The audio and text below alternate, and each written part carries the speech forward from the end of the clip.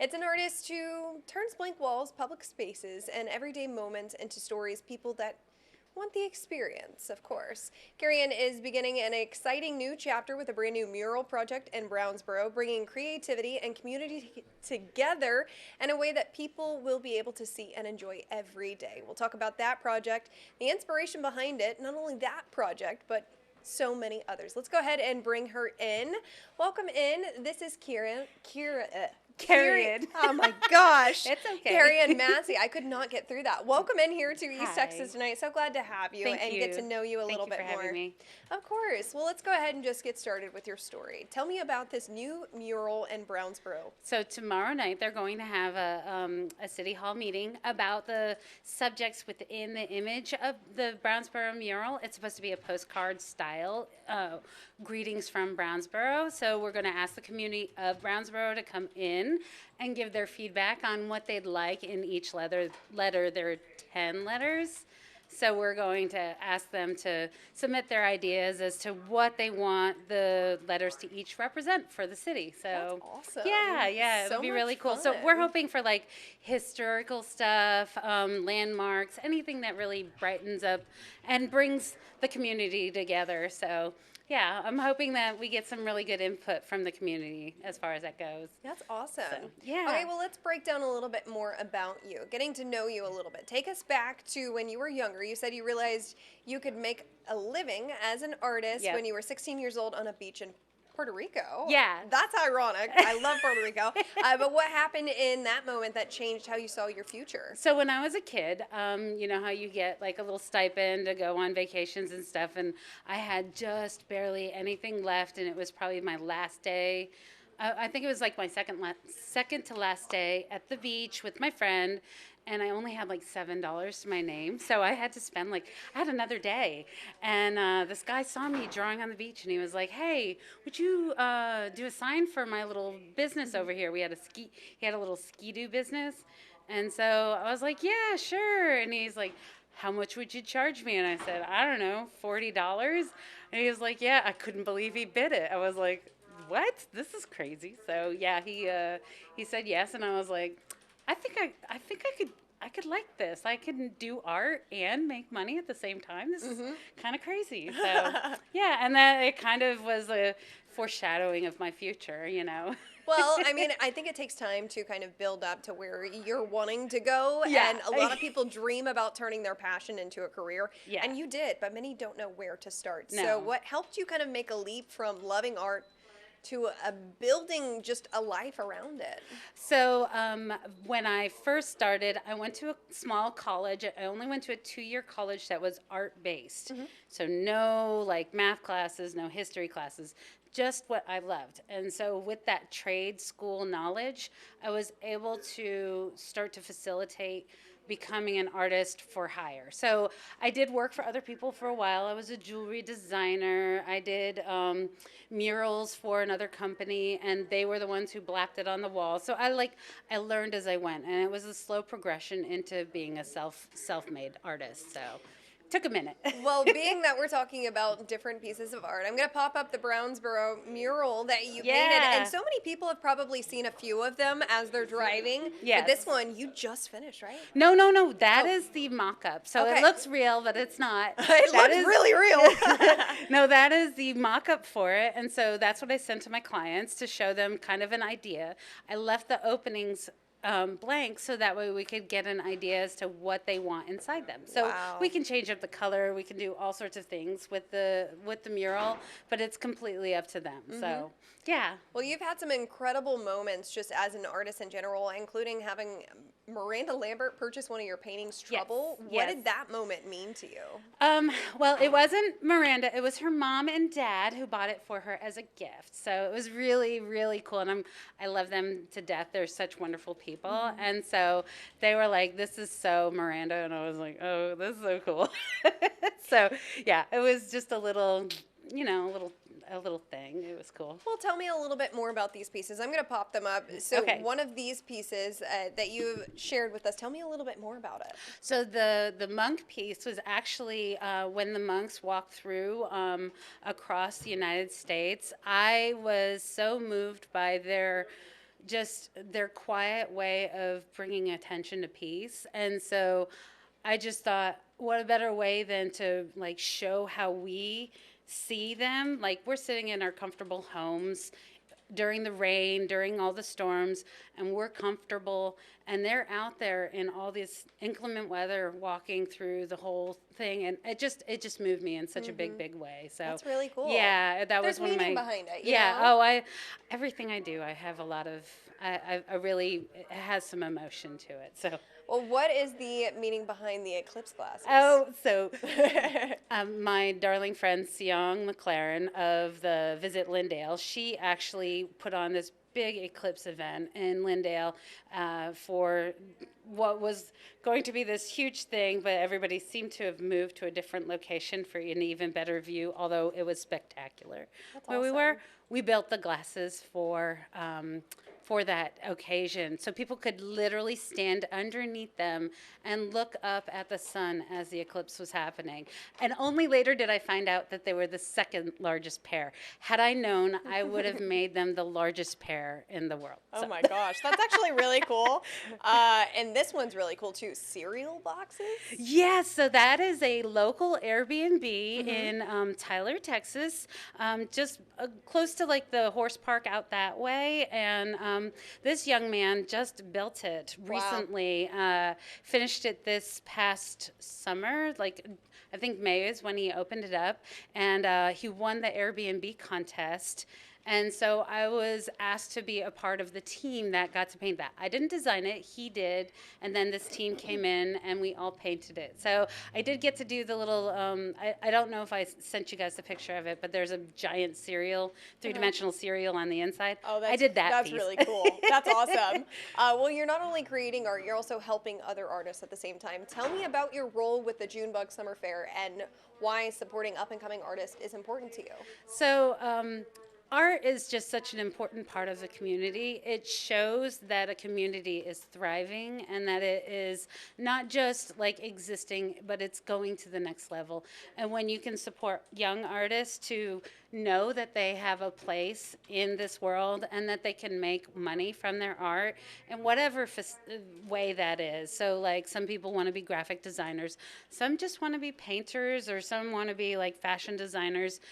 We're everywhere, and people don't realize how much our lives are affected by graphic design and by artists in general. So bringing people into a place like the Junebug Summer Fair is so important because it kind of gives them that like push to go take the leap and try and do the thing that they love and find out that they can actually make a living at it. That's So, really cool. super important. Sharing kind of, your wisdom with them. That's really Yeah, cool. yeah. Well, you also help create Christmas in Lindale with Lindale Tourism, including custom builds like a hot air balloon, Yes. handmade train, water fountain, and 3D chalk art, which is really cool, guys. What do you enjoy most about creating experiences that people can step into and enjoy together? Well, like I said about Seong, who's the Visit Lindale tourism person, she director, sorry, she has this wonderful vision, and then she uses my creativity to like facilitate these amazing experiences throughout. So I get to do things that I don't normally get to do, like build a not fully functioning, but like a fully not life size. It's just a really cool version of like a hot air balloon or a cityscape or something. So it's really fun that I get to like embark on creative things that I wouldn't normally get to do. And every year it becomes just this beautiful Christmassy wonderland in the pavilions. We all and- like Christmas wonderlands, Oh, right? it's gorgeous. And I don't think enough people realize what's going on up there in Lindale at Christmas time because it's spectacular. I'll have to go. I've You never have seen to. it. You have to. Okay. Like, yes, All right. I'm yes. putting that down on my list. Well, let's talk about some more art, but more specifically, when you create murals, you're not just painting a wall. Of course, you're telling a story. So, how do you decide what story a piece of public art should tell? Well, it really depends on where the art is going to be at. So if, like, for Brownsboro's, I really think it has to tell the story of the people that live there, of their experiences, their history. Blueberries are a very popular plant that grows in that area very well, and so I think like blueberries should be there, fishing should be there. There's so much history and culture that we need to incorporate into murals, and also like bring some positivity, because a lot of times a lot of people are going through life and they just once they see something that's lit up with art, I think it just moves them in a different way. It like changes their feelings for the day. I don't know how to explain it. It's just, it just brings you Their up. mood, So almost, yeah, their yeah, mood. yeah, yeah. Well, let's kind of walk through your creative process, because obviously it's not just oh my gosh, I have this idea and then it gets finished, right? Yeah. It takes some time. So what happens from the moment you get the idea to the moment finally, you see the finished piece? Okay, so when I start, I take a picture of it, take sizes, and then I go back to my house and I do illustrations. A lot of times I'll do mock ups first, so kind of get an idea of what the client wants. And then I will do an illustration, or I'll do a graphic design piece, depending on the artwork. And then I'll send it off to the client. They check it out and they say yes or no. But, I also have to do a lot of referencing. So if there's birds in it, I want to know what birds are in the area. I want to know what flowers are growing. Like some what's research, the meaning? perhaps. Yes, a lot of research. What's the meaning? Like if I did a mural in Tyler, I definitely would want to include a rose. Because that's just part and A parcel to staple. the city. So yeah. So you do a lot of research, and then you do the artwork, and then you send it off to the client, and they go, of course I love it. Or they go, well, we got to change some things. But hopefully, you get it all. And, Yeah. and they love it. And then you get to go blap it on a wall. Of course. Well, what's something that people would be surprised to learn about you outside of being an artist? Fun facts. Well, I think I said something early. I had a plane full of people sing to me. I was I was actually scratchboarding a tiger on a plane, and this guy walked by me, and he had like an award in his hand. It was this beautiful crystal award, and I was like, "What's that for?" And he's like, "Oh, well, we just won an a cappella thing, like a national That's acapella awesome. competition." Yeah. And I was like, "Oh, really?" And he's like, "Can I look at your art and show my friends?" And I was like, "Sure." So he brings it to the back, and I hear them talking, and then he comes back up, and he's like, "Man, this is just really cool. Thanks so much." And I was like, "Well, now that I showed you my art, you need to show me yours." And so from the back of the plane, he's like, "I don't know, we'll see." And from the back of the plane, you could hear the music like slowly go across the plane to the front. And so like the whole plane was enveloped in this beautiful a cappella music. It was the coolest thing ever. My gosh. What a fun experience. Yeah, That's yeah, awesome. yeah. So I was like, heck yeah, man, this is great. I got their beauty, which was it was just, it blew me away. So. Well, so what do you do, outside of work? I know you're a mom, right? Yes. So, like, just hanging out with your kids, or, like, do you, like, enjoy fishing? What is it? Travel. I love to travel. I love to go to different countries, and I just recently went to France. I went to Paris. Ooh, fun. And then with the family, we went to Utah and did like Zion and Bryce, and I just absolutely Beautiful. I could live there. Yeah. That's so pretty. I just like the so, Grand Canyon myself, yeah. so I was out there. We didn't get a chance to go to Zion, but No, oh, you gotta go. It was And beautiful. Bryce, there's something about that space that I just love it. yeah, So it's breathtaking. If anybody's ever been out there, y'all understand. yeah, 100%. We're making an ad now, so it's Bryce. She might paint something. You never know. She might do a mural of it. They have a chalk festival there, so Oh, I might gosh. I might You hit might them have up. to get in on I that. might hit them up, That'd although be it's awesome. probably pretty hot. Well, speaking of future stuff, looking ahead, what's a dream project of yours that you really hope to create one day? I would love to do a mural that is fully just artistic, that I could do for myself, and not so much a client-based art, just like, hey, somebody give me a wall and let me do my own thing. I would love more of that. So that would be a beautiful, beautiful thing. That's so, awesome. Yeah, that would be great. Well, your goal is to inspire people to follow their passion while also finding a way to make it sustainable. What would you say to someone watching right now who has a creative dream but hasn't really taken their her first step yet. All steps are first steps. So just do the first thing. Like if you love, pottery, take some pottery classes and maybe get a little slab of clay and work on it on the weekends and just, slowly build up your skill and look to people who know what they're doing and ask all the questions, because no question is a stupid question. And make it a thing. Like find a thing that is your thing and it will grow because it's your thing. So yeah, that's it.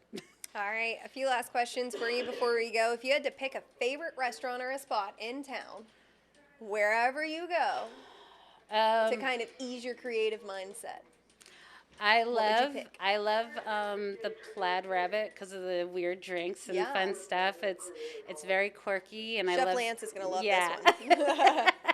His food is great. It's a little more out of my budget than I like to. I would love to go there more often, though.